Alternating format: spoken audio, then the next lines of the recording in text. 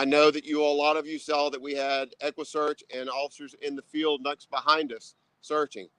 It just goes to show you we are looking everywhere, anywhere possible where a 6-year-old child could be, or could have on his own or by any potential other party that might have him.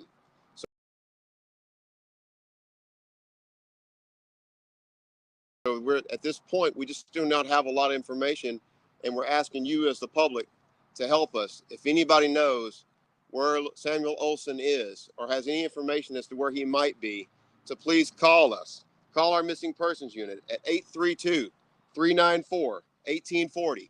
Samuel was reported missing last week, but police say that he may have died as early as May 10th. Theresa Balboa, the girlfriend of the boy's father, has been charged with tampering with a corpse.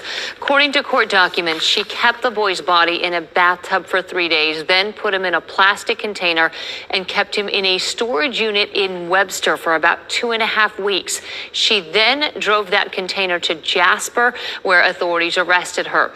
Neighbors of the boy's father said that they had not seen Samuel in a while, but never suspected anything was wrong. We're going to do her not present. She was arrested pursuant to a warrant for her arrest for the felony offense of tampering with evidence, namely a human corpse. The fact that it's a warrant means that probable cause has already been found by the judge who signed this arrest warrant. Her case has been assigned to the 180th District Court. The judge in that court is Deshaun Jones. Mr. Henderson, did the Public Defender's Office get the opportunity to interview Ms. Balboa? We did speak to Ms. Balboa, yeah. Okay, so do you have her consent to represent her at this bond hearing? We do. Ms. Keith, what is the state's request with regard to bond?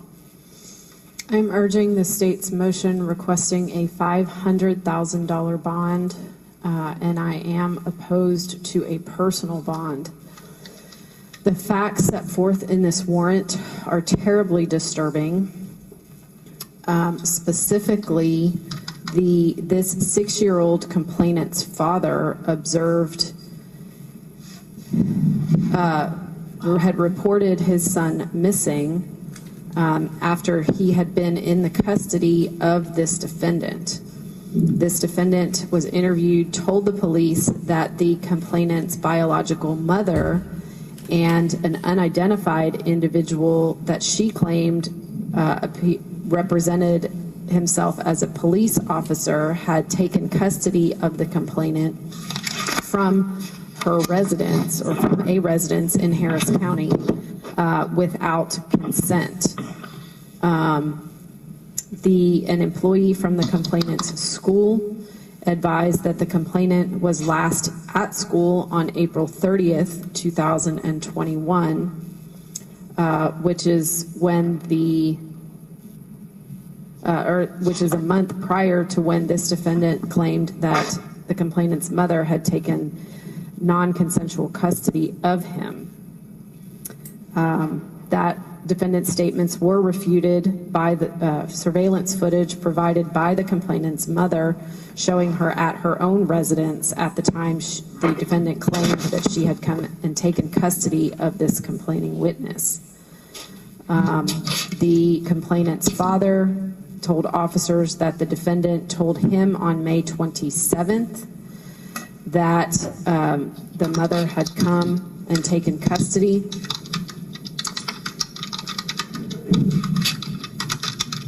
All of which was refuted by that surveillance video.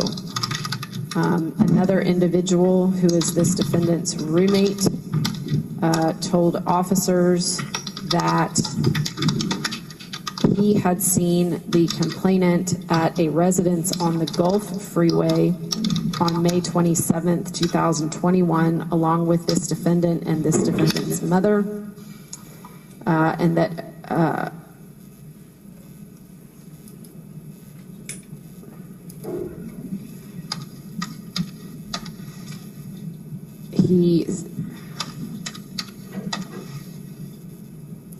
on May 10th, he stated he was contacted by the defendant, who advised him that the complainant was deceased.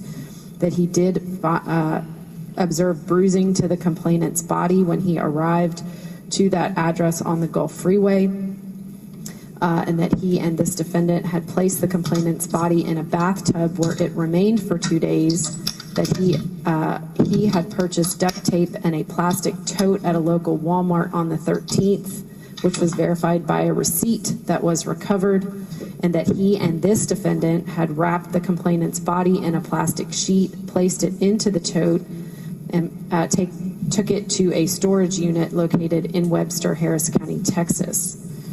On June 1st, the Jasper Police Department received a Crime Stoppers tip about the complainant in this case.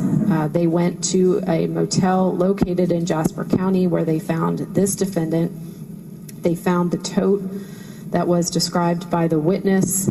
They smelled the distinct odor of decomposition, human decomposition, in the motel room. And they did find what they believed to be the complainant's body wrapped in a black plastic bag, which was secured with duct tape as described by the witness.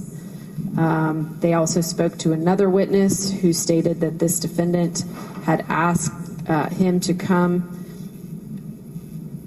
and pick her up. He met her in Cleveland, Texas, where they drove then to Webster and obtained the tote from the storage unit. He took her and dropped her off at the motel, and then he is the one who reported the Crime Stoppers tip. Based on the fact that she was found in Jasper County with other information that was en route to Louisiana per the statements in the motion, the fact that there is ongoing investigation as to the complainant's cause and manner of death, and that additional charges may be filed once that investigation is complete.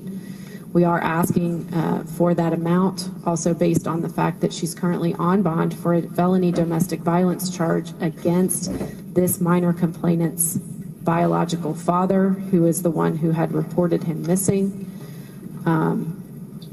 I don't have any reason to believe that a personal bond or a lower bond will be reasonable or sufficient to ensure public safety or to ensure her appearance in court given the evidence of flight.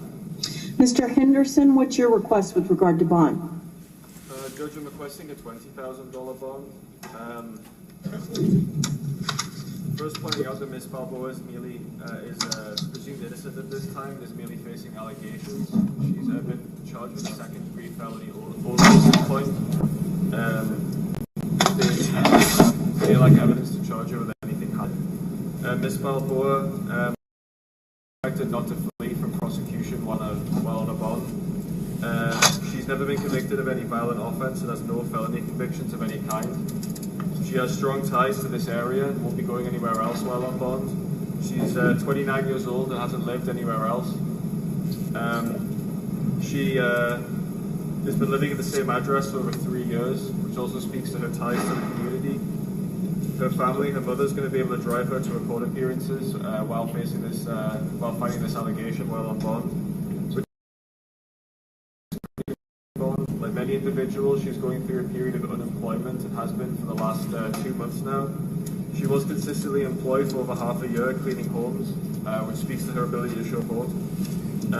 So I'm requesting a $20,000 bond for the second-degree felony too. I have a sworn-to financial affidavit for Ms. Balboa, which reflects she's been living at a house in Houston for 3 years. She's unemployed. She was not booked into jail with any cash on hand, no money in savings or checking. She is currently on bond for assault, family violence, impeding breathing. A condition of that bond is that she not engage in conduct that results in her arrest. She's scoring a no on the new violent criminal activity flag, a 3 out of 6 on the new criminal activity scale, 3 out of 6 on a failure to appear scale. She's an average risk. I do believe she's a flight risk, considering she was in the act of fleeing with this child's body. I'm going to set her bond at $500,000. I am not approving a personal bond. If she is able to post bond, I'm going to order as a condition of any bond that she posts that within 1 day of her release from custody, she get an electronic ankle monitor, and she will be under house arrest 24 hours a day, 7 days a week. I'm also going to order she have no unsupervised contact with any child under the age of 17. Anything else? No, ma'am. Thank you.